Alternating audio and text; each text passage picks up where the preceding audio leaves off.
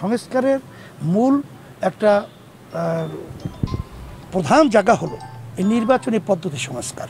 কারণ আগে পরে যে নির্বাচন হয়েছে ওই পদ্ধতির মাধ্যমে আমরা দেখেছি ফ্যাসিস্ট তৈরি হয়, সেখানে ভালো লোক ক্ষমতায় যেতে পারে না এবং কালো টাকার দৌরাত্ম্য এবং যেটাকে বলা হয় দুর্নীতিবাজ এবং গুন্ডা, এদের তাণ্ডবে দিনের ভোট রাতে বাক্স ঢুকায় এবং তারা কিন্তু সেন্টারগুলো দখল করে তারা কিন্তু নিজেদের যে প্রার্থী রয়েছে তাদের পক্ষে তারা কিন্তু এই পরিবেশটা তৈরি করে এতদিন পর্যন্ত এই দেশটা চলে আসছিল।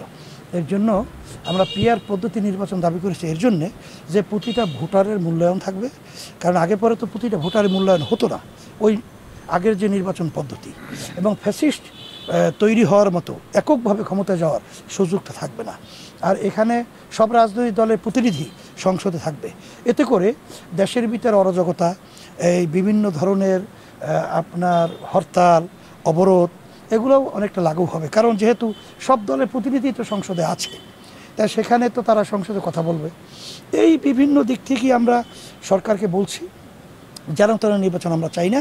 দৃশ্যমান এই খুনিদের বিচার আমাদের সামনে আসতে হবে এবং মৌলিক সংস্কারগুলো হতে হবে। এরপরে পিআর পদ্ধতিতে নির্বাচন হতে হবে।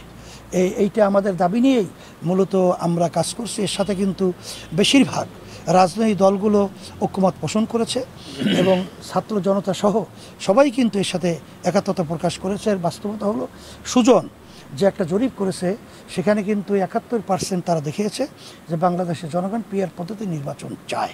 এরপরে যে কোনো দল না মানে আমাদের পরিষ্কার কথা হলো যে গণভোটের মাধ্যমে আপনারা মতামত নেবেন, তারপর যেটা সাধারণ মানুষ বা আমাদের বাংলাদেশের মানুষ মতামত দিবে সেই আলোকেই নির্বাচন হবে।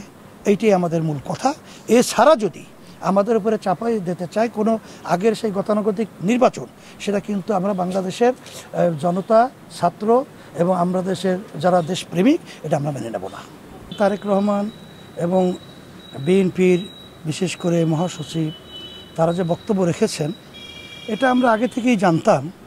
আসলে তারা যে ইসলামকে ওইভাবে মূল্যায়ন করে না এবং ইসলামী নীতি আদর্শ যে রাষ্ট্রীয় পর্যায়ে ক্ষমতা যাবে এটা তারা যে পছন্দ করে না, এটা তো কিছুদিন আগে আমরা বিএনপির যে মহাসচিব তিনি যে বলেছেন যে দক্ষিণ পন্থাদের উত্থান এবং শরিয়া আইনের সে বিশ্বাসী না, এই কথাবার্তার মাধ্যমে সে ব্যাপারটা পরিষ্কার হয়েছে।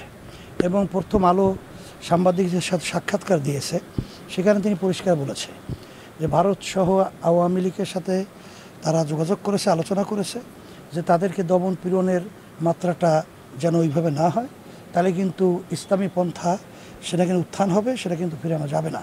সেটাই ঘটেছে। তাহলে এই আলোচনার মাধ্যমে আসলে মূলত আমরা যেটা দেখি ইসলামী দলগুলো বা ইসলাম রাষ্ট্রীয় পর্যায়ে উত্থানের ব্যাপারটা তার আগে থেকেই ভিতরে তাদের চাপা ছিল, এটা ক্ষোভ এখন বর্তমানে প্রকাশ হচ্ছে।